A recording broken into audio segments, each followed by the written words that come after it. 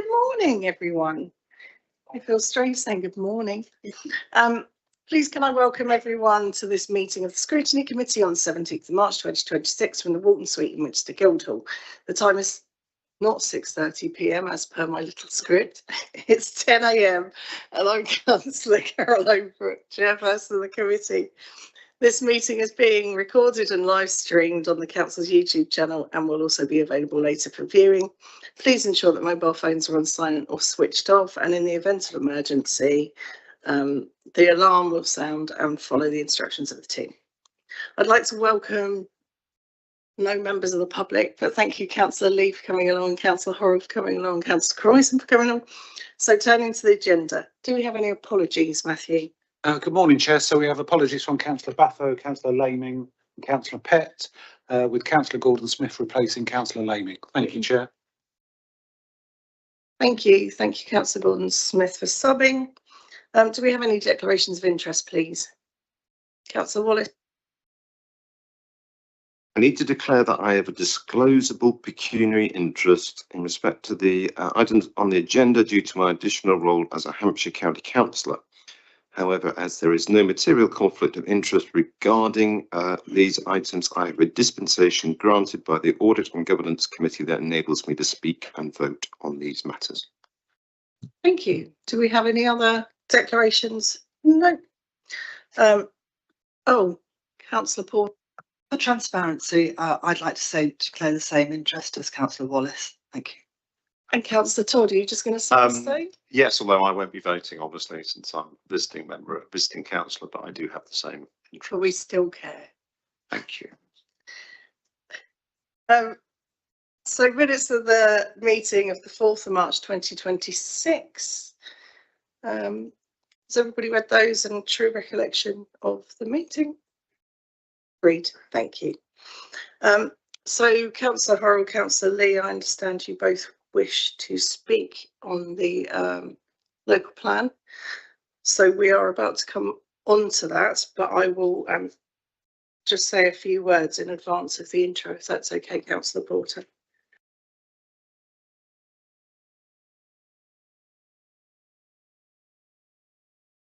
I just wanted to sort of lay out what we are scrutinising today. So having discussed this with the officers, I wanted to just clarify my understanding of what we're being asked to do today with regard to scrutiny. So the intention is to ensure that this committee has a meaningful opportunity to ask questions and provide assurance to our residents.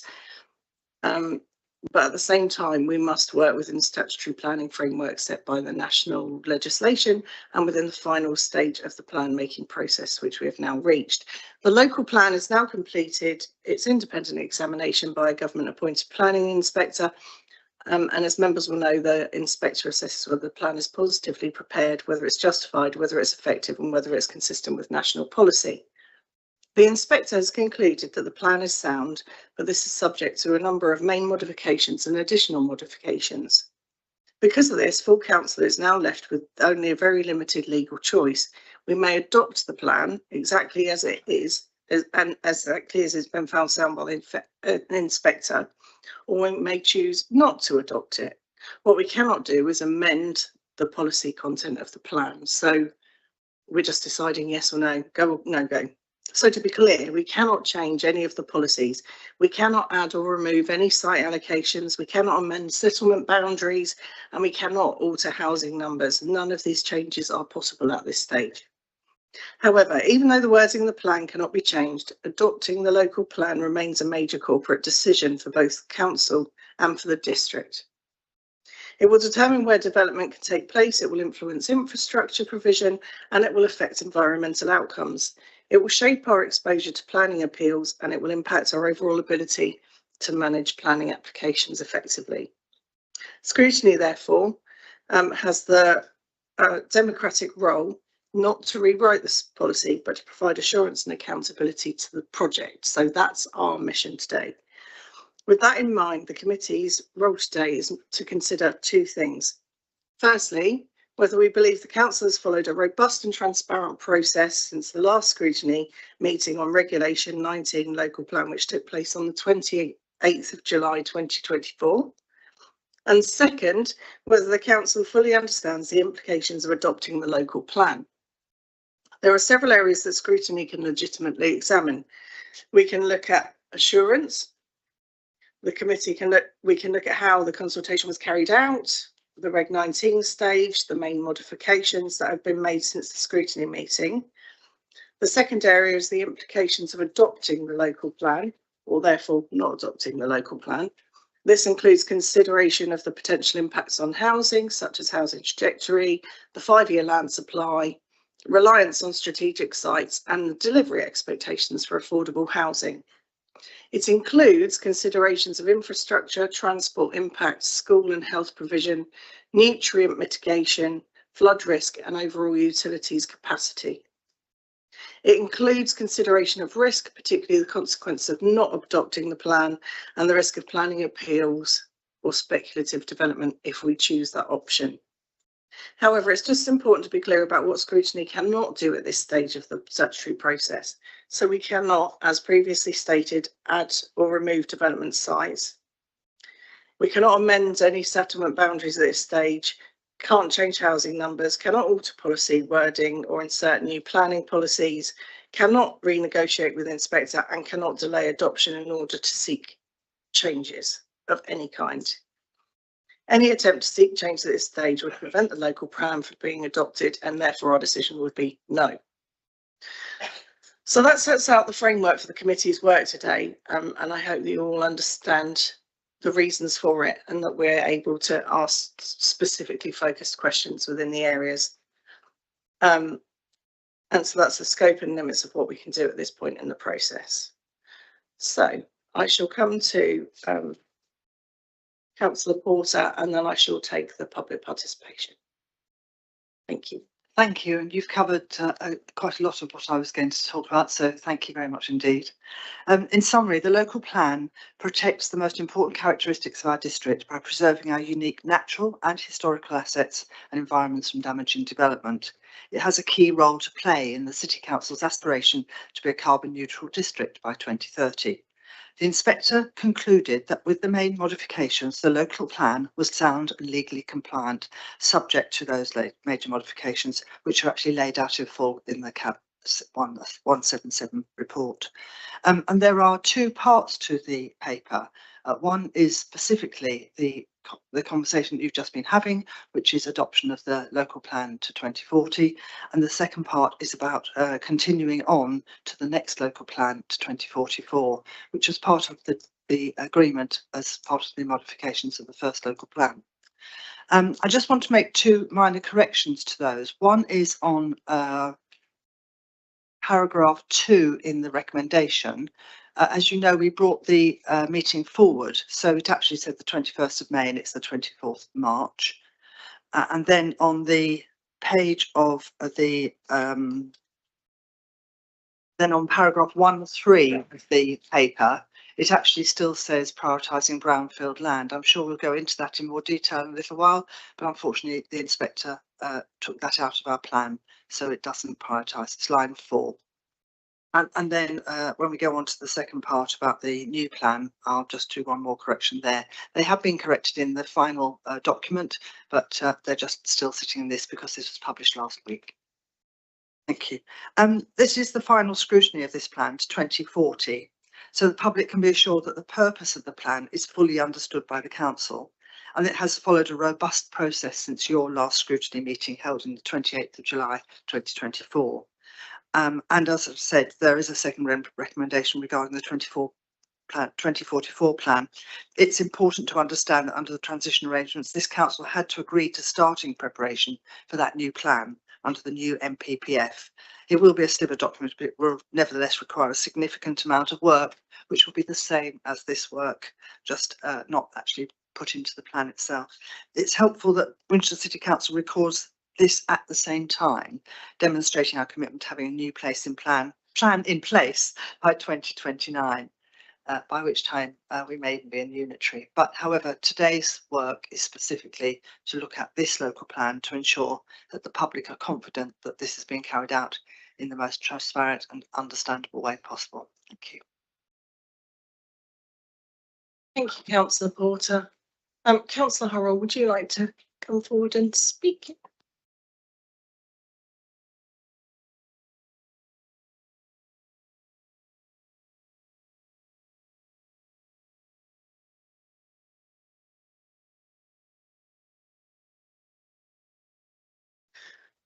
Chair, thank you and good morning. Thank you for allowing me to ask some questions, because clearly you've indicated that this is a sort of go or no go decision. But I'd like to ask that, given we've had a very extensive period of development for this plan from June 21 until now, March 26, how do we think the process will work in the new part of the Cabinet paper, given that we have to complete the plan in a much shorter time, 30 months? I know that most residents feel that they've had a good chance to discuss all aspects of this plan, which is a really positive outcome. So how are we going to ensure that when we do it differently next time, that we make the most of the process points that we have used on this occasion to ensure that we have a plan that most people can get behind once again? The MPPF consultation closed just last week. So how do we propose anticipating the changes that will clearly come from that process in the scoping of the next plan? How will this feed in, please? Because obviously we're starting straight away, and to the best of my knowledge, I'm not aware that we've had any conclusions from that consultation as of yet. Can you also clarify for me, please, what will be the status of the many supplementary planning documents that we have in our system currently? Will we be continuing to use them, or will we be putting them to one side? And obviously people have made great efforts to produce those documents, whether they be village design statements or supplementary planning documents for Central Winchester, and a lot of effort has been made, but it would be good to understand where that knowledge, input and consideration goes in the future.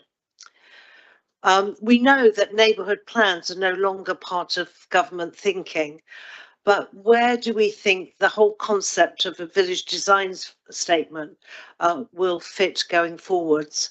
Residents in the rural communities, and I know in the ward that I represent, have tried to give constructive influence in helping planning development in their areas by producing these documents.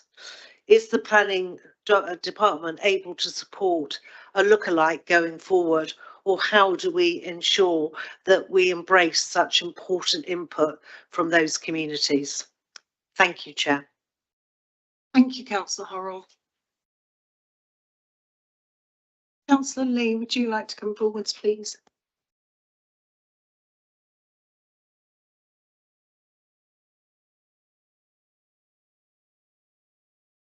Thank you, Chair.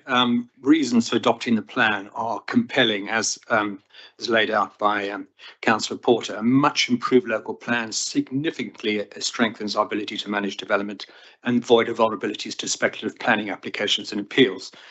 I have one question on the 2040 plan, and that is relating to para 3.2. So the local plan 2040 remains in effect pending the outcome of any challenge.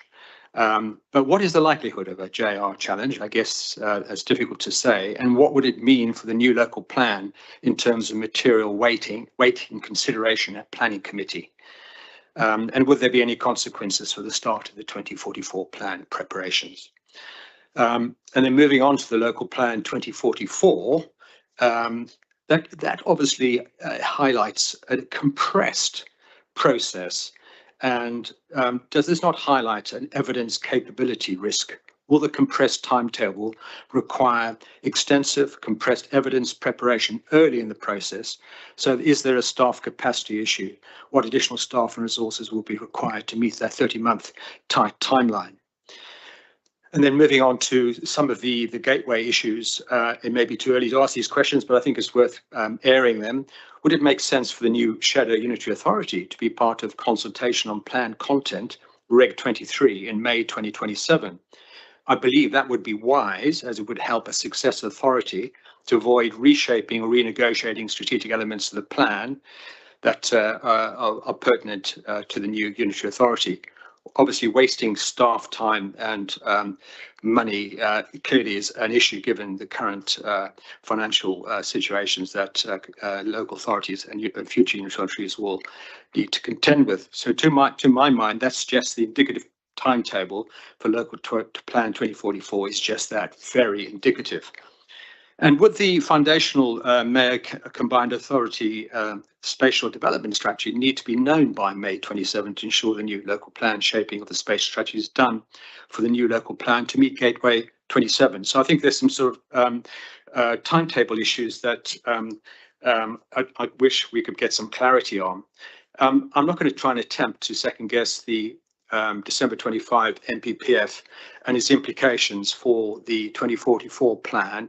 Obviously, I have a long list, but can I ask, if that outcome arrives and we've adopted the current plan and we're well advanced into the process for the new plan, what does that actually mean for the next plan? Do we have to rework what we've done? And is that not a waste of staff effort and money? And then on the question of public consultation, as I understand it, each gateway stage will have public consultation. Is there not a high risk of consultation fatigue that reduces public engagement? Again, that requires antidotes and more staff. And then finally, if we have all this additional staff, once the local plan 2044 is adopted, what do those staff do? I mean, obviously get on and start planning evaluation reports as part of the process. But we're not going to be creating a vicious circle of staff churn going forward. I think some of this is very worrying. Thank you. Thank you, Councillor Lee.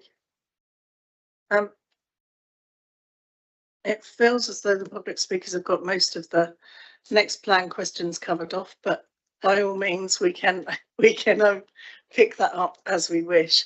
But I think it's worth coming to Julie and the team to just specifically ask those before we go to our questions, if you're happy with that.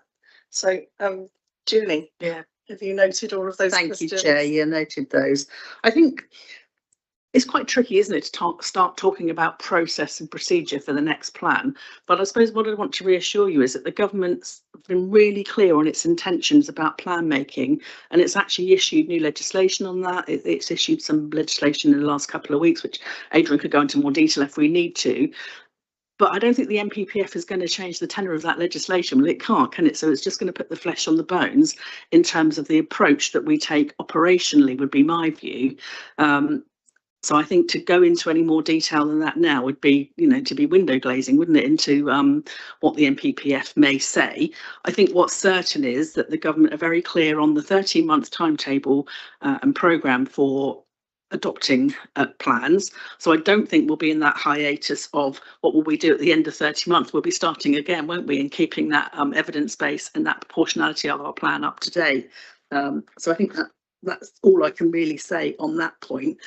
I think talking about neighbourhood plans of the government has been again clear that it wants local authorities to prepare a proportionate evidence base to underpin its local plan. And we've always seen the value in village design statements and neighbourhood plans, but whether neighbourhood plans actually can keep up with that pace is something we'll have to consider, isn't it, in terms of supporting parishes that want to go down that route. I can't quite think of the name of the new, it's supplementary plans is in the new framework, and that's something we'll have to give great consideration to as part of the new process. I think in terms of a JR challenge, I'd like to ask Mr. Fox if he would answer that point, and then I'll come back on the SDS after that.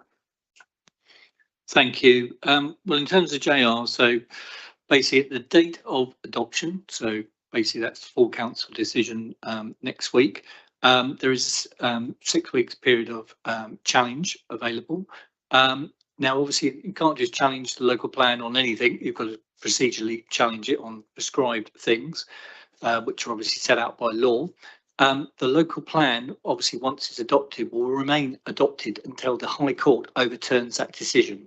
So basically, in terms of certainty, you adopt the plan, that is a statutory development plan. It remains in force until basically the High Court determines otherwise. So, and obviously there is no indication of how long that process will take because you're in the hands of the High Court. I've just got a couple more points to come back on if that helps. I think Councillor Lee made a point about how we may negotiate or engage with in the shadow year with our neighbouring authorities when we become a unitary. And I think, you know, under the new regime, we would be cooperating with our neighbours in any event. And yeah, of course, I think it would make entire sense that we engage with those adjoining councils when we know who they are. And we're waiting with dates, so we're expecting that decision fairly soon, aren't we? I think in terms of the SDS won't be prepared until, I mean, it may be in production, but until a mayor comes into place in April 28 and the unit and that council comes into place, there won't be an SDS. So we can't sit and wait in a vacuum for that to be prepared. There will come a time when the SDS sets out the local housing targets, and they'll set those out over a wider geography. And but in the meantime, we want to get on and plan so we can make sure that when we come to LGR April 28, we have got a strategy that helps ensure our district, what will Winchester district, have a plan for its housing delivery. And we've got there's no choice. The legislation says we have to get on and do that. So we can't wait for an SDS to be in place. Thank you, Chair. Thank you. There was just also an additional question about the staff churn and things, but I don't know if you're ready. Yeah, I think I don't think there'll be staff. I think what Councillor Lee meant was the churn of the process, you know, and we'll get to the end of 30 months and then what will we do? Well, we'll be carrying on because that process will be, you've got to do these in 30 months and more or less they'll be living live documents, won't they? So there won't be that, you won't get to the end what we might have done with old style plans, and actually we wouldn't have been sitting doing nothing. We would have been underpinning that with supplementary plans to help sort of develop some of those policies. But policies have moved up to a national level. We very much expect that as part of development management. The government's been really clear that you won't be repeating in new plans policies that already exist at a national level, particularly development management policies. So I see the next plan as very much looking about those allocations and how we can plan for that growth, both in terms of our housing, our economy and our community needs. I think there was just one more point, and when I look back down, there was the thing about public consultation fatigue. And I think that's why the government, in terms of those gateways, has set out very specifically what you consult on at those stages. So I think in terms of the process we've been through for this plan, we would never be consulting in the same manner again. There'll be different types of consultation to make sure that we engage. But it is an art, isn't it? And we've got a process for that, and we'll take the best advice to make sure that the consultations that we undertake are meaningful and engage with the right people. Thank you, Chair. Thank you. One last point that I just wanted to raise that Councillor Horrell mentioned is what will be the status of our current SPDs once the new plan is adopted? Perhaps if I can take that. So as we discussed with the new MPPF, there's something called supplementary plans. They will be very different in nature to SPDs. They will not be the same and they will need to go through an examination process. So that's a really clear distinction, and they will be used in circumstances where you need something significant to update should there be a change in economic circumstances or a new site comes forward, that you need certainty around it. So SPDs are not going to be supplementary plans. And we will, while we have this new plan in place, they will remain in force. They will be a material consideration. But going into the new style plan, they will lose any status. And we will just need to contemplate how we deal with some of the concerns and issues of how we address that. But we haven't yet come to a conclusion. But I just want to emphasise supplementary plans are a very different beast to the SPDs.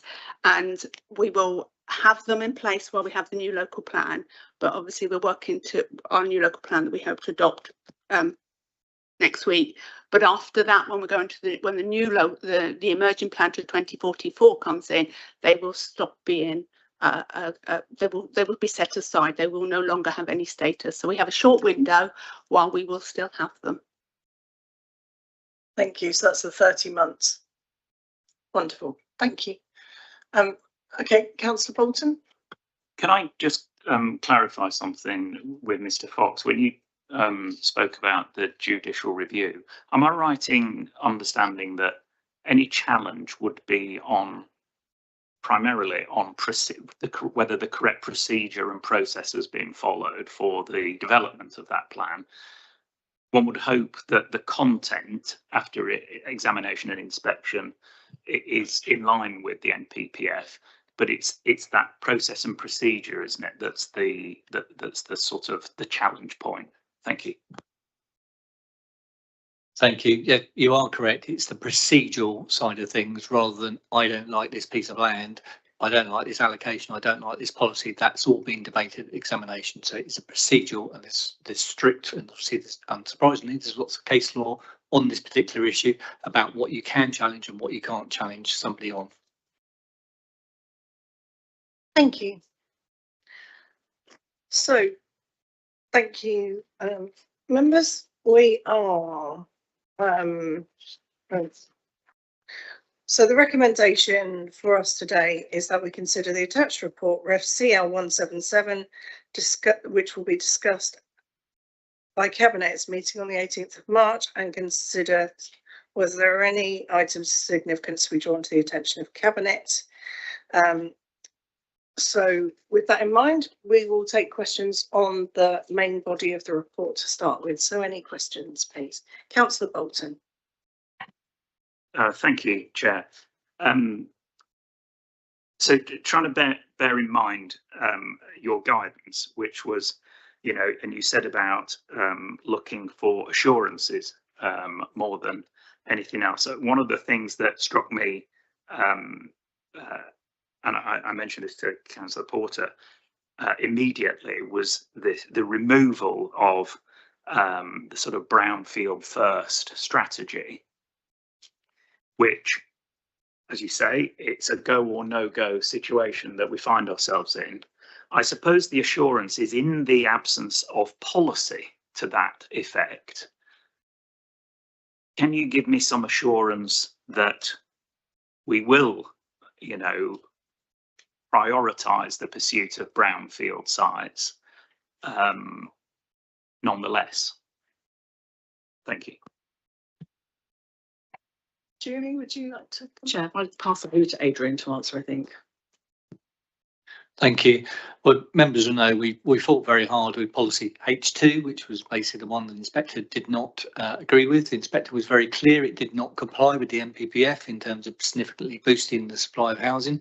I think it'd be extremely challenging whilst we all want to prioritise brownfield sites with that firm inspector's view on that policy.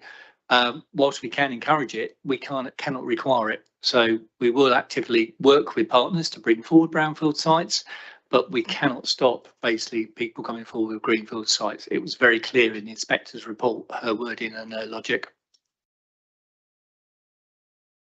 Thank you. Councillor Wallace. Yeah, just on the kind of assurance side, I just want to be really clear. So can officers confirm that adoption immediately restores a defensible 5-year housing land supply and protects us against speculative development?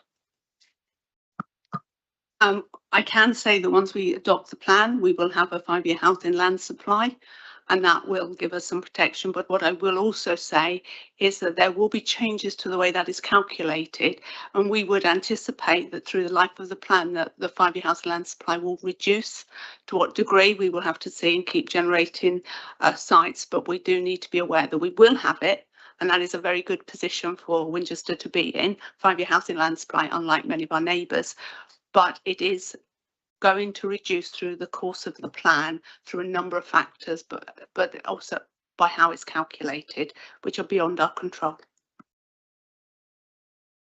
Sorry, I think you understood that, and I didn't quite really understand the implications of what you just said. So when we start with the new local plan, we will have a 5-year housing land supply, quite a positive 5-year housing land supply.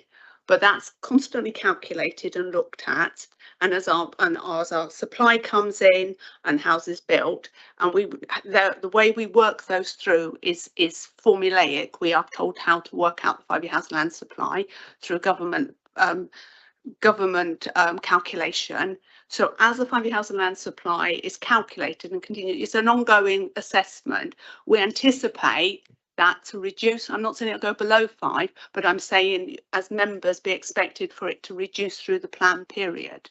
So we need to be very aware that we need to put forward our allocated sites. They need to come forward. We need to be delivering the housing, and that is the way to ensure that we can try and maintain a 5-year supply. If we can't sit down and say that's all fine now, we need to make sure the allocated sites come forward. Councillor Power. Oh, sorry, Councillor Todd. I think the point's a simple one. On day 1, minute 1, the day after it's approved, we will have a 5-year land supply. But we also know that the government changes policy. The calculation of the target changes all the time when they look at what our housing stock is, what our affordability ratio is. It's a figure that is recalculated every single year. So day 1, minute 1, the minute this is passed, we have a 5-year land supply, and many of our neighbours don't. But what we can't do is predict that that is definitely going to be the case through to 2029, because we know the government changes the formula. We know that the formula currently relies on affordability calculations. We don't know how quickly people will bring forward the sites that are allocated. And it's the combination of all those factors that tells us whether in 2028 or 2029 we have a 5-year land supply. But as of next Tuesday, assuming that this goes through Cabinet and it goes through full council, we will have a 5-year land supply, and we will be protected in a way that most of our neighbours are not. Councillor Power. Thank you, Chairman. It's very interesting, isn't it, that we're very happy with this local plan. I think that's a consensus across all parties, but our concerns have moved on to what happens next.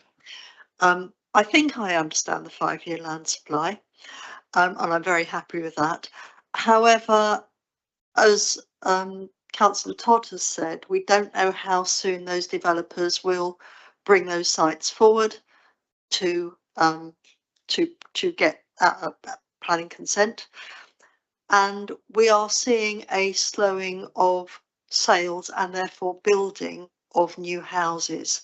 So I'd like to ask, please, does the risk of that land supply diminishing over the next 5 years, is one of the factors the rate at which those sites are being developed?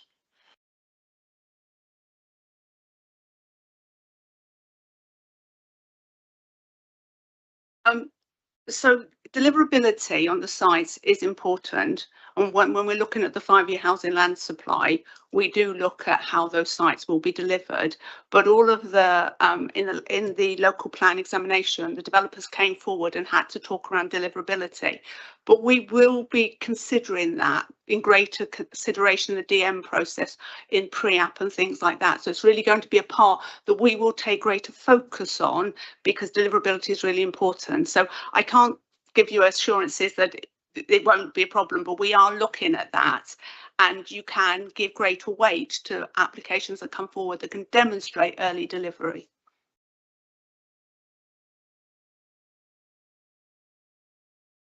Councillor Gordon-Smith. I note that during the development of this present local plan, the housing numbers started off quite high back in 2022, and then went down again and have now gone back up again. So obviously the officers have some experience in coping with this. I wondered if they could briefly summarise what conclusions they might draw from their past 5 years' work and on this new plan, and how they match housing calculations in the new MPPF. Mr. Fox. Thank you. Yes, I've lived and breathed the figures going up and down, so I know exactly what you're talking about. They obviously did go up, then they went down, now they're up again. So I think we are very alive to that situation in terms of what obviously we've got to do for the next local plan. I think the main thing is, from my experience, is making sure that we do allocate enough houses, because basically, you recall in the Reg 19 we had an unmet need allowance, which basically helped us because basically obviously the inspector changed the calculations and things like that. So it is allowing an extra allowance basically in the plan, is my learning from this, to make sure that we can deal with situations that obviously did happen at examination, where the inspector obviously changed our local housing need to 2024 to 2040. So I think it's allowing that extra, it was an unmet need buffer allowance basically in the next local plan to allow for those eventualities that will happen over the plan period.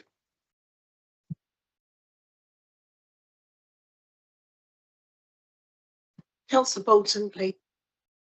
Thank you, Chair. So on this 5-year land supply point, I totally get what Councillor Todd's saying about day one. Absolutely, that's the purpose of all of this, to make sure that you've got a 5-year land supply. But developing Councillor Power's point, I guess what I'd like to try and understand, and maybe whether you're modelling this is too strong a phrase for this, but from a risk management point of view, how vulnerable are we over the next 5 years to this being a problem? Are we one housing development away, or do you see what I mean? I feel like we're scratching for a bit of understanding as to how vulnerable this plan is to it starting to fall short of providing a 5-year land supply. Thank you very much.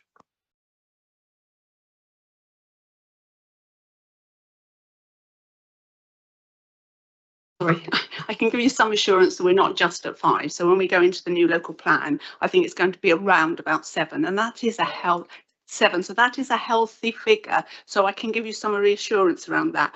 But as the point we're going to say is that we are going to have to do quite a lot of work with pre-apps, and when we're looking at the sites that are coming forward and being quite proactive, I think is what to do. That's the best way of maintaining that 5-year housing land supply, and we will do that, and we are looking at that. So that risk management you talk around, we're very aware of that, and I've come from authorities where we had no 5-year housing land supply, and I know what it's like on the other side. So I'm very conscious of the things that we did on that, and I can bring that experience as well with me.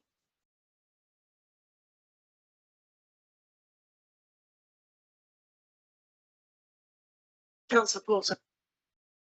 I sat through most of the inspection, and the inspector was very clear and spent a considerable amount of time looking at and discussing with developers that were here the speed of development that they were going to carry through and challenging them. So I feel that that commitment from those developers was sitting there in that meeting. She was requiring them to be very specific about how many properties they were going to be building and the date by which they would be building them. And I think that was a very important part of the examination, because it showed that developers were serious about it, and it was said in public examination. Thank you. As we know, though, that doesn't necessarily mean they will. But Councillor Wallace. Yeah, so just to summarise, can we say, look, day one, we're in great position, and like you said, we can't have any speculative development. We've got a great solid plan in place, but as we go through the years, because of external factors which we will try to manage, there is increased risk the later on we get in the plan, but it's probably still quite small over the 3 years that this plan is going to be in place. Is that a summary, reasonable summary? Chair, for your permission, I might start and then maybe going to miss. I think I'd agree. We're in a very, we've got a 5-year housing land supply now, and that will be just ring fence, won't it, on the day of adoption, and we've got that what we call a healthy, nearly 7+7 years housing land supply. Because we're going to start with our next local plan straight away, and part of the recommendation to Cabinet tomorrow is to allow your officers to start the next plan and serve that notice of intention at the end of June, we'll already be starting to look forward at what the deliverability will be for further sites coming forward over the next 30 months. So I think one should run into the other, and that helps to eliminate the risk to a degree. But there is going to be that time where, you know, we need to make sure that developers are coming forward. They came to the local plan and committed and promised that they would bring their sites forward over others that were speculative, that said they could do theirs instead, and the local plan inspector was satisfied with the sites and the time frame that came forward. When we go through our moving forward to the 30-month plan, we will very much be challenging developers on saying what's your deliverability, what's your programme and time frame, so as we can continue to maintain that supply, because that's important at decision making stage. What I don't think we can promise is that there won't be a gap at somewhere along the stage, and that will depend on how we make sure we continue with granting the right planning permissions that come forward, that are sites that are allocated in our plan to meet that 5-year supply, and how we continue to meet the new increased figures that are coming forward now through, because we're running through with the transitional arrangements. The next plan needs to increase our housing numbers substantially, and we'll need to make sure we plan for that. So I think there's going to be a window of moving forward, how we bridge that gap analysis and how we make sure we plan for new sites so as we can continue to deliver on that 5-year housing land supply. Adrian, did you want to add anything to that? Because I think it's just that point, isn't it, around that middle. I think that's right, Julie. And I think the other thing we're doing, picking up on Sarah's point, is being proactive and contacting.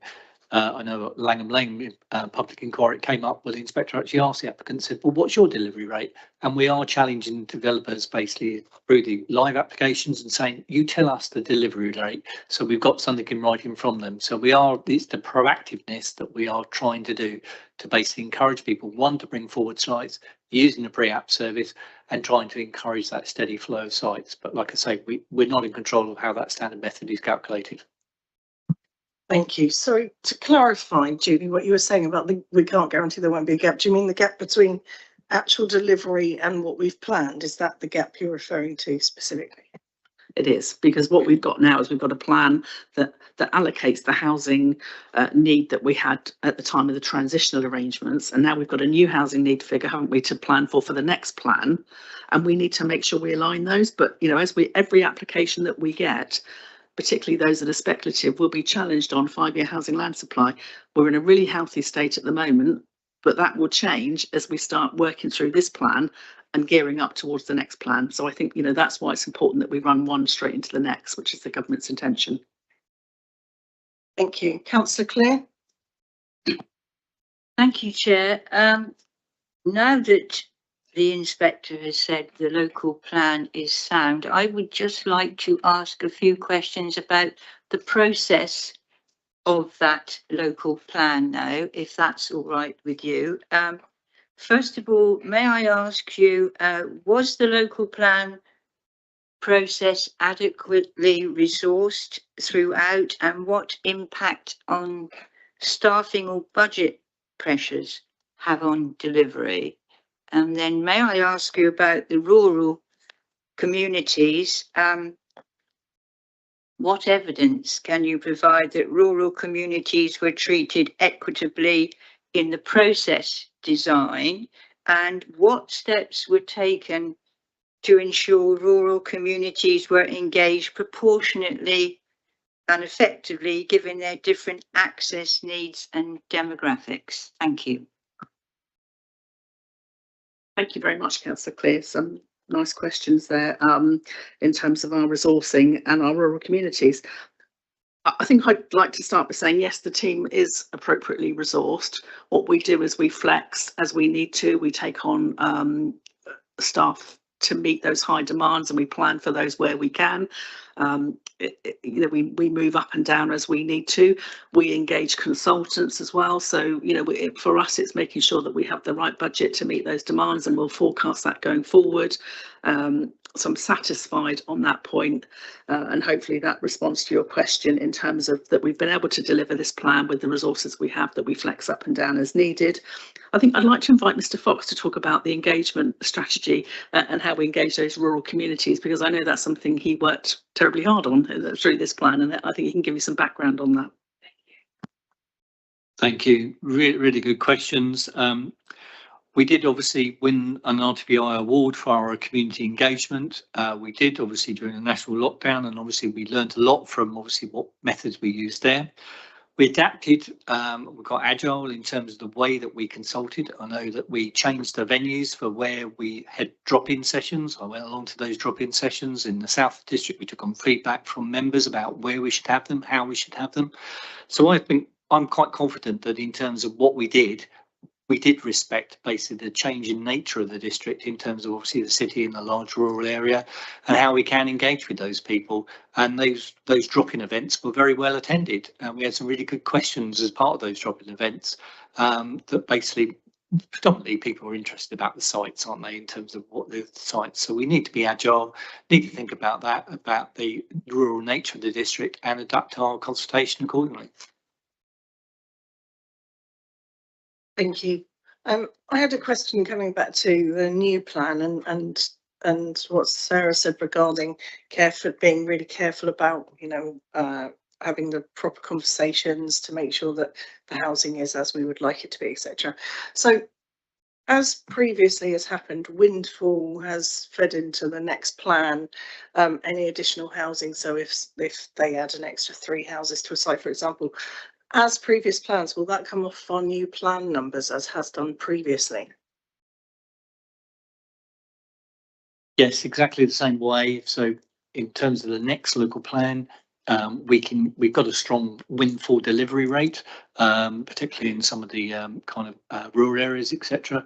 So we can take that off the standard method figure. Likewise, we can take off obviously sites in the pipeline, so large sites that are obviously allocated.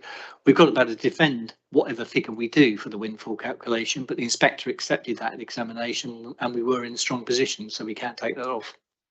Fab. So just coming back to, again, having those conversations with the developers, if it would be our view that perhaps if you rejig that slightly, you could get an extra 2 houses on, are they the conversations we'd have to try and encourage that to reduce the number going forward? Yes, indeed. We'll look at, when the site comes forward, we'll look at efficient use of land and maximising and challenging on densities on larger sites. So these are all the ways that we can work with and proactively with developers and to try and ask them. And the MPPF, as it's moving forward, encourages that. So there's a lot of policy behind us, and with the new development management policies coming through the MPPF, this is all the way that we will be working in conjunction. But yes, I would confirm that we would be looking to maximise the correct sites and ensuring that they deliver efficient use of land. Thank you. Councillor Murphy. Just a question on the public consultation and how we've analysed what they have submitted, and I think this is probably relevant for both reassurance on this plan, but also what you might be going to do going forward. And it's particularly on any free text that we get in terms of responses and how we analyse that. That's first of all, I suppose, the process, just an open question of how you tackle the free text. There's then the specific question over the period of this project of 5 years. AI has gone from a concept to actually being actively used in work. Have we used AI towards the end of the project to do the analysis? And if we're using AI, how are we then as humans validating that output? And then sort of, are there any specific lessons for this compressed process, 30-month process that we're going to go through? We've already had mention, obviously, of consultation fatigue potentially. We definitely want to capture the most we can from the feedback we actually get. Yeah, thank you, Chair. I think there's some useful questions and some stuff we've learned along the way, I would say, with the use of AI, with the use of how we frame our questions and how we analyse in detail those responses. I think Mr. Fox's team were at the heart of that, so I would like him to answer the specifics about the AI and how we analyse those free text questions, because I think it's critical. And it was critical how we presented that to the local plan inspector as well in terms of bringing this plan forward. So, Mr. Fox. Thank you. So we did use AI based in a Reg 19 local plan. We included a clear statement about how we'd used AI. The most important thing with AI is obviously it is only AI, and it needs human, obviously, kind of fact checking and kind of, to make sure that he's actually telling you what you wanted to say. And we did do that process in house with my team. We went through all the comments. It's a useful starter to attend. It's not the ultimate kind of answer. Basically, you need to fact check it. And in some cases it worked very well, and in other cases it's still got some learning to do. So it's a good process. The government is obviously going to be using it for the MPPF. So, we will be using it, but we will be using it with a kind of check and validate kind of officer, kind of a check of it to make sure it is correct. Councillor Porter. I'd just like to say as well that we modified the platform for which people made their comments, for Reg 19 and the major, actually was it just major modifications? So just major modifications, because actually we were conscious that the people that were responding had very specific, were going to be making very specific responses, and the old system was a little bit clunky, and this gave us an opportunity to try out a new platform which seems to have worked very successfully. More efficient for people to fill in as well. Thank you. Councillor Bolton. Thank you, Chair. I had another couple of questions on the major modifications that had come back. On page 87, MM31, where the inspector crossed out the air quality management clause, I wondered if you could give me a bit of feedback on their reasoning behind that. Did they see that as a particular barrier in the planning process? And also the modification they made on page 89 to MM32 where they've diluted the wastewater provisions. I'd really appreciate just a little bit of understanding of what the inspector's thought process was behind that. Thank you. I think we're just trying to turn to that page. Page We 30. were So saying that the was- main body of the report, Councillor Bolton. You've raised the head again. Yeah. It's okay. We'll move on to this appendix now. That's okay. Sorry, it was page 87, Oh, MM31. And it was MM1, you said, didn't you? MM31 MM31. and page 89, MM32. We're just trying to keep us going, Chair. Sorry, we weren't quite Thank there you. yet. It's us along. That's fine. I've got to leave at midday anyway. We are just trying to get there. So your question, if I can clarify, was around the specifics, wasn't it, of the inspectors, of our comment and then the inspector's comment on that? Yeah, just very briefly, it was with regard to our quality management, they've completely crossed out that that paragraph 7 point something, and then under page 89 MM32, they've really diluted the provisions within that, where we were putting more pressure on the contractor to come up with solutions, as opposed to not, as the case may be. Right, okay, we're just getting to those now. Just bear with us a moment.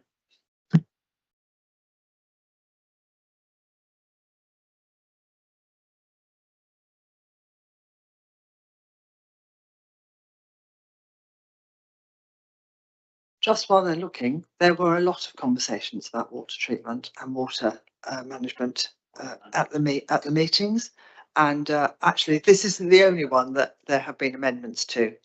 There are, if you're reading the whole thing, there are amendments to many of them about the way in which we talk about water treatment, as the emerging policies were coming through from government as well about that. How unusual for that to be mentioned at scrutiny. I think if I can help out, obviously, what we don't have is the inspector's logic and rationale. Obviously, we weren't able to talk to the inspector directly, obviously, once she did that. So what we haven't got is like another column to explain, obviously, why she didn't like something or whatever. So it is a bit challenging, but I'm just going back with my memory, what happened at the examination. I think this was a duplication because of what actually has to happen at the planning application stage. I think that's why it was deleted. But like I say, it was forgive me, the examination was last April, May, and I'm trying to scrap my minds to what actually was said. So apologies, I can't give you a clear answer because I think it was because there was a duplication about what you had to do anyway at the planning application process was that main mod 25 on air quality. Yeah, and sorry, the other one was MM32, where they've diluted the wastewater provisions. Councillor Porter was just talking about.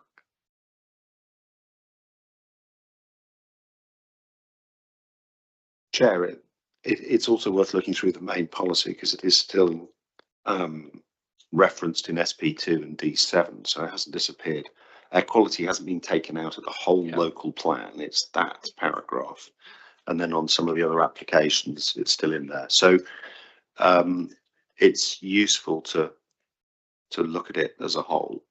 So my why I'm asking this is because I want to understand what the implication of these changes are, whether they have deeper implication, if you see what I mean.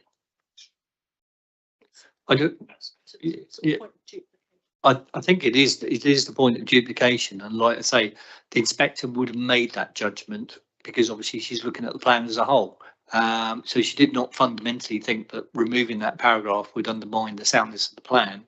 And I think the other point you were making in terms of MM32 again, I think that was in response to basically one of the statutory consultees. So there's been a lot of kind of work's gone into this because obviously we submitted the main mods in response to basically some consultees' comments.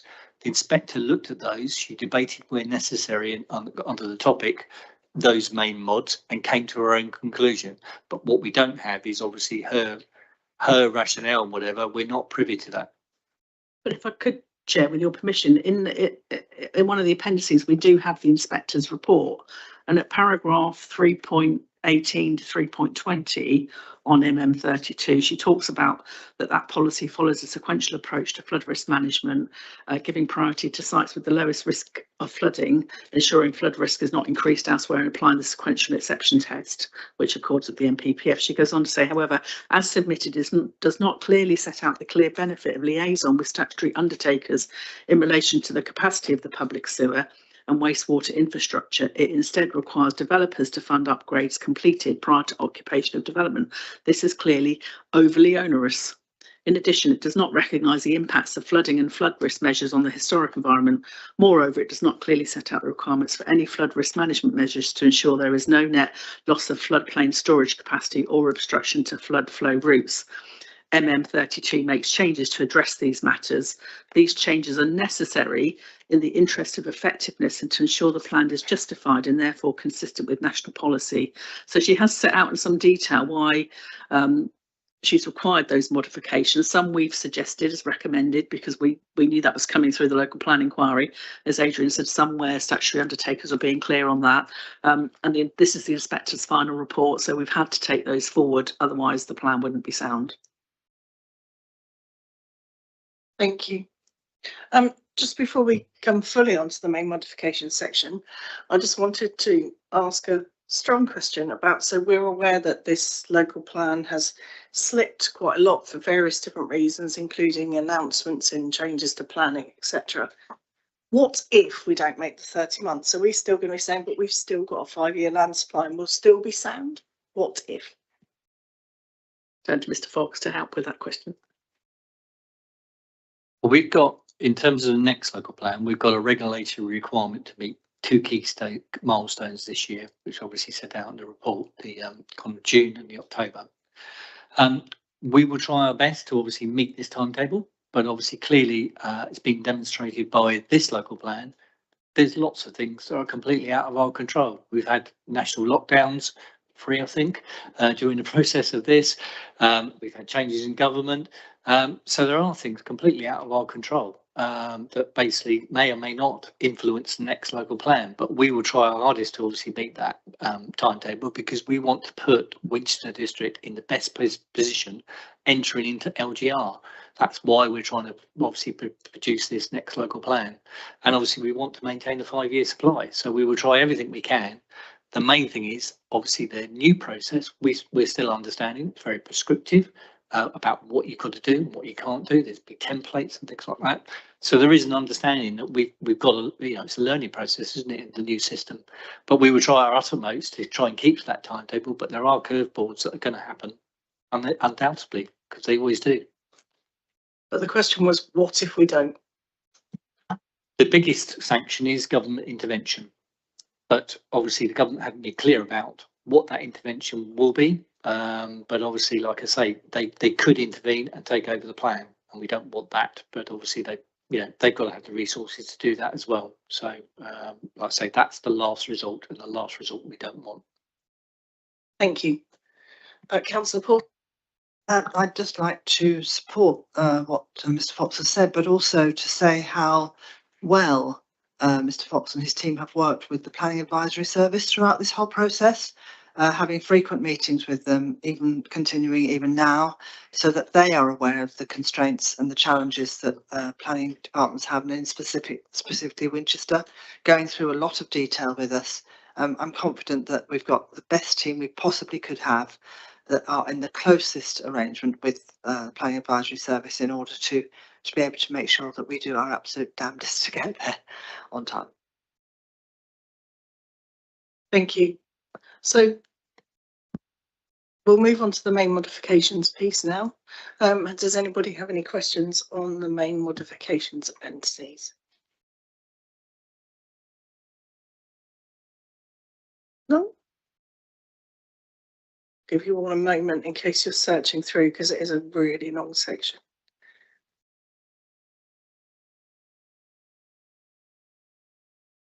Councillor White. So, Chair, my questions are really about implementation readiness, which apply to kind of any or every section. I can ask them now, or I can ask them later. It's up to you. By all means, ask them now. Okay, thank you. Right, so this is all, are we ready to implement the new plan? This is what these questions are about. So it's, I've got a whole series of questions here, I'm afraid. So how confident are officers that infrastructure providers, so that's roads, schools, health, sewerage, all that kind of stuff, can deliver in line with the trajectory? That's the first one. Then it's kind of similar. Does on nutrient neutrality and water environment, does the plan provide enough certainty that nutrient constraints will not stall the housing delivery? Environmental mitigation, are we ready operationally to deliver the new biodiversity and HRA requirements? That's some of the things like the rich and safeguards and things like that. On energy efficiency standards, do officers have the technical capability to apply and enforce LETI, BREEAM and net zero ready policies? So there's a whole series of 4 questions for you there. It's all about kind of, once the plan's there, are we ready to manage and monitor it? Thank you. Yeah, thank you very much, Chair.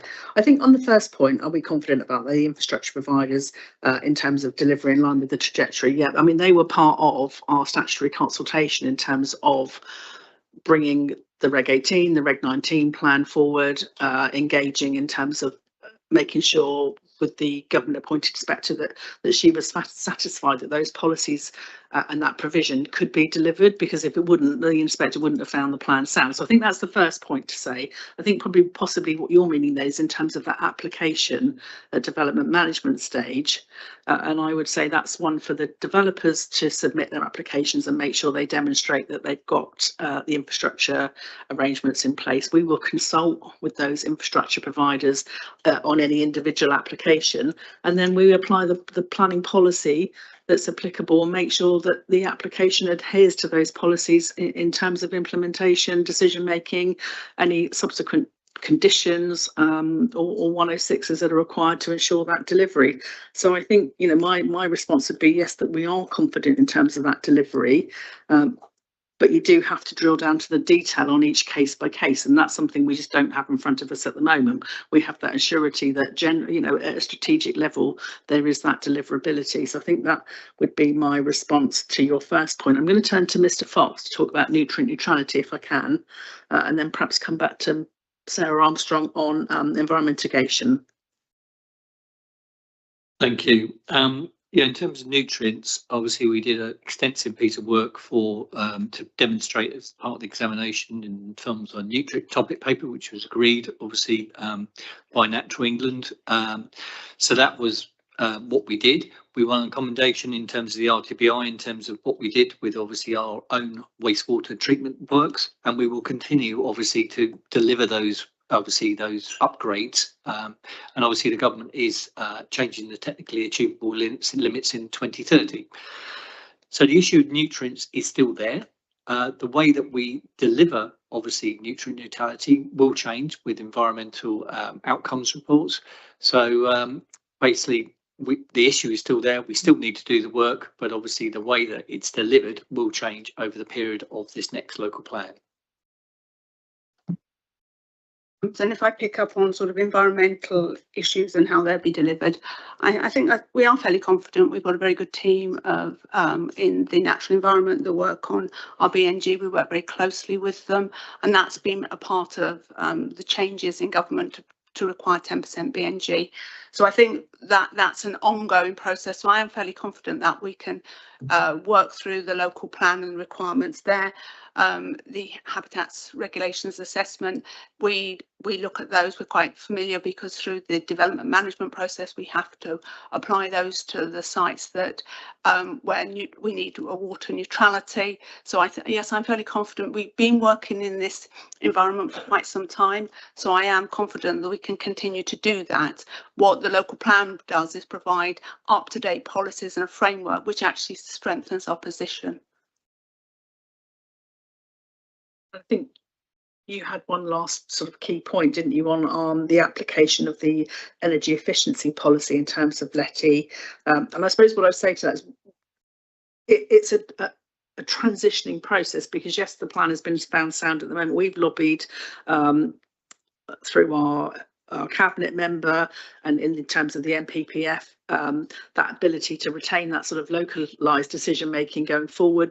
But the new regulations are clear that actually those are development management policies that you shouldn't repeat in new style plans. So I think we'll have a transition. I think your question really is, though, whether we've got the capacity and expertise to apply those. We've been working with, and Adrian has been working with some detail, something that goes to the very heart of this application, this policy, with LETI, with the Town and Country Planning Association. We've engaged with some consultants about how we deliver this policy going forward, but I do think there's some upskilling that our development management team will require, and I don't think it's something we're going to be able to implement straight away, and we'll be coming to you with a, not necessarily scrutiny, but coming forward with a plan of how we implement that going forward. Adrian, do you want to just say a bit more about that, because it's something you've been quite passionate about, isn't it, in terms of this delivery of this policy? Thank you. Well, the good news is we're not the first to implement it. So we've been working very closely with Cornwall, and they've done a lot of work in terms of how they implemented the policy.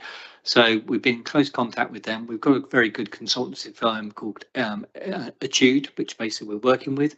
We don't want to reinvent the wheel, because obviously a lot of that work's already been done by Cornwall.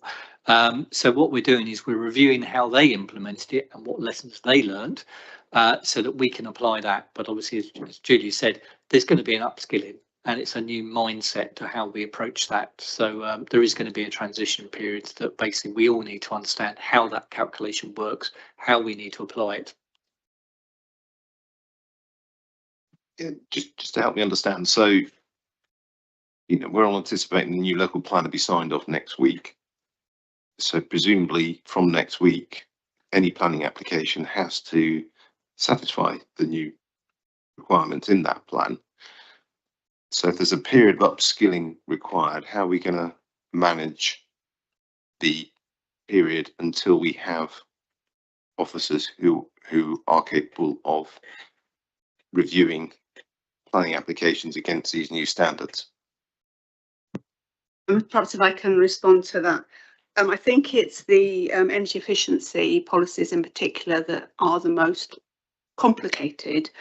We fully recognise that, so we won't be able to bring them in fully from day one. Those policies in specifically, we will be upskilling our officers. We will be using them in pre-apps to say what the expectations will be. We will be using consultancy Etude to help us with that, that's the only way really realistically to sort of address your point, that we recognise that there is an issue around that, and we've looked at how best that we can do that. But also not just ourselves, we will have to ensure that planning committee members are familiar with those policies as well. So there is a learning in that specific area. I don't think it's relevant to any of the other policies throughout the plan, because I think they are more mainstream, if I like to use that word, but the energy efficiency ones are the ones that are perhaps pushing forward and the most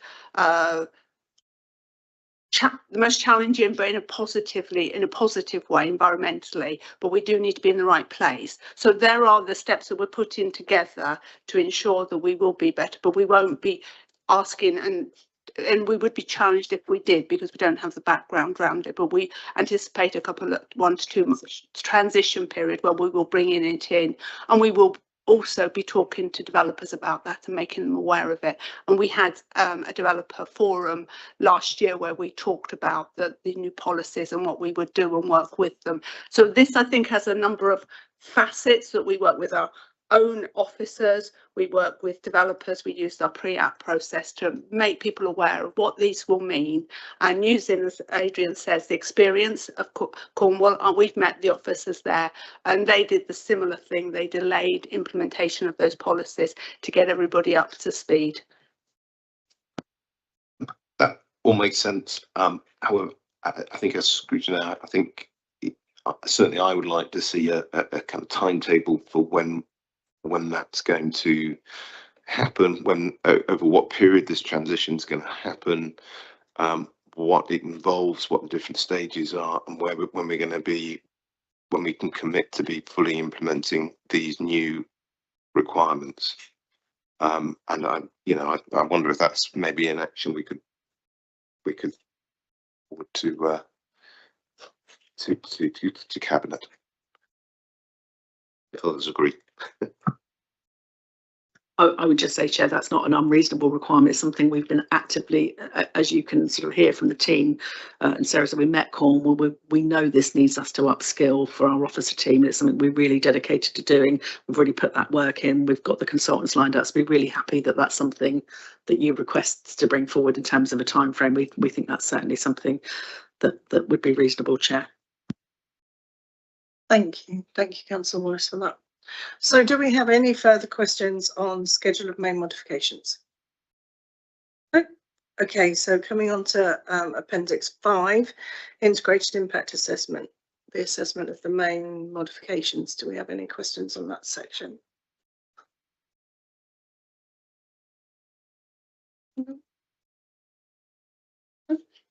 And then Appendix 6. Again, the integrated impact assessment, the adoption of statement. Do you have any questions on that? Do we have any other questions for the team? Councillor Wallace. Monitoring framework. One on the monitoring framework on how we monitor all this. Are the monitoring indicators and reporting requirements robust enough? I'm thinking especially about affordable housing, climate and transport. So have we got a suitable monitoring framework for managing this going forward? Thank you. The Chair, with your permission, I'd ask Mr. Fox to pick that point up. Thank you. Well, we currently monitored the adopted local plan in the form of the authority's monitoring report, which is published at the end of December each year. So we will basically obviously need to, for the next monitoring year, obviously look at how we monitor the plan 2040 plan, basically as part of that process. We clearly at the moment in the authority monitoring report do pick up on affordable housing, number of houses delivered and things like that. And obviously in the local plan, you'll see that basically there is a monitoring section about how we will monitor the implementation of this plan when it's adopted. So we will continue it basically as we do at the moment in terms of the authority monitoring report. Thank you. Okay, does anybody have any debate, please? Councillor Murphy. I think briefly, I think, and the key thing would be to thank officers, especially for the enormous amount of work that's gone into getting us to this stage, and to thank cabinet members and many other people who've contributed to the process. And so that we've got the opportunity to get through the scrutiny cabinet and full council this month with so much else going on in parallel. And thank for all the sort of the detail and process, and in particular the level of engagement with the public across the whole district to put us in this position. I think from discussions we've had elsewhere, also I think it's worth noting thanks to the inspector as well for the constructive process, but also for the appreciation of our timetable and what we were trying to achieve to get this in place and this happening in a timely way. I think it's great we have got this local plan that's been so positively received through this process as a way of securing the housing we need in the right places, your appropriate controls of the planning process, and to tackle the risks of the attempts of inappropriate speculative development. I think it's a very positive development. And as we've heard, one that it puts us in a very strong position compared to many of our neighbours who've not been able to throw themselves at this process in the way that we have. Thank you. Councillor Clay. Thank you, Chair. I would just like to say thank you to Councillor Porter and a big thank you to officers for the clarity and professionalism you've brought to this scrutiny committee today. The local plan, of course, is the inspector's territory, but the process that got us here is ours and to scrutinise, and I think today we've done that well. I'm particularly grateful for the explanation around the engagement with the rural communities who I feel sometimes too often find themselves on the margins of process designed with urban assumptions in mind, and so your assurance matters to me. So thank you, officers, again for your professionalism and your hard work, and I'd just like to say well done. Thank you. Councillor Power, please. Chairman, we're seeing total support for this plan going forward. I think we've seen some a lot of congratulations to the team, and I hope you're going to have some time off before you brace yourselves for the next Herculean process. I'm actually quite looking forward to the abbreviated process. I think it will focus our minds very sharply on what we need to do and how we need to do it. And you have our support in doing whatever you need to do to get us there. Thank you very much. Thank you. Councillor Gordon-Smith. Well, I would just like to comment on the way that the problems of COVID, I know it all seems history now, which were a very serious challenge, were actually utilised, and the team with very innovative thinking actually found a wider audience by using social media. I know some of the things they tried, like radio broadcast, didn't work so well, but I think it's very innovative to have overcome this problem. And also, as I mentioned earlier on, how the housing numbers changed. And again, the team seemed to take that in their stride and work around it. And I'm seriously impressed. And I think so were the Royal Town Planning Institute. So that's a bit of a feather in your cap. Thank you. Any other debate, please? No. So from me on this piece, all we have down as a recommendation is to provide a timescale for implementing changes in the transition period. From me, I just would like to request, if possible, that when you've fathomed your way through the new announcements 2 weeks ago and how we're going to meet that deadline, if we are able to have a briefing about, so we can reassure that we won't be not coming out to consultation as much as we should, or to reassure our residents on the timescales and how we are going to compress that and still give the opportunity to feed in. So I just wanted to request if that's possible. But thank you for your engagement today. Thank you for your engagement throughout the process. Councillor Porter. Thank you. And again, I'd just like to thank the team who've been amazing, not just the three sitting here, but the whole team behind them. Really appreciate that. the forward planning that they've had to do to get contracts for work that needs to be done as part of the assessments. That's really appreciated. And I know that forward work will continue. So hopefully we can reassure Councillor Wallace that that will be the case. I take on board the comment about Letty. I think the whole council has taken on board the whole issue of carbon neutrality. It's based in every single thing we do every day. So I think, and the officers at all levels in all departments are all committed to it too, which is absolutely amazing to have that real commitment to it. So I'm sure that that won't be a difficult task to get people to think about it again. But we have a Tude who are also our advisors, and we will use those as well, I'm sure. I just wanted to touch, actually, Councillor Gordon-Smith was actually the portfolio holder for a year, I think, during this whole process. And I think we don't remember how hard it was to communicate with people before the local plan was started in 2020.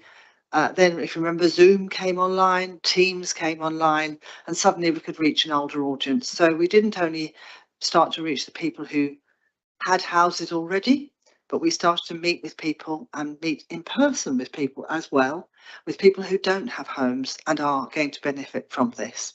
And I just wanted to make sure that people understand that we do want young people to be involved in this process and in the next process, because it's really important that their homes are the ones we're talking about then. Thank you.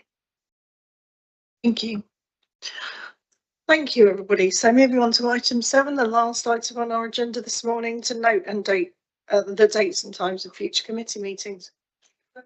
Thank you. So thank you. We've gone through this. I think we've scrutinised well today. And thank you all for coming on the morning. Thank you.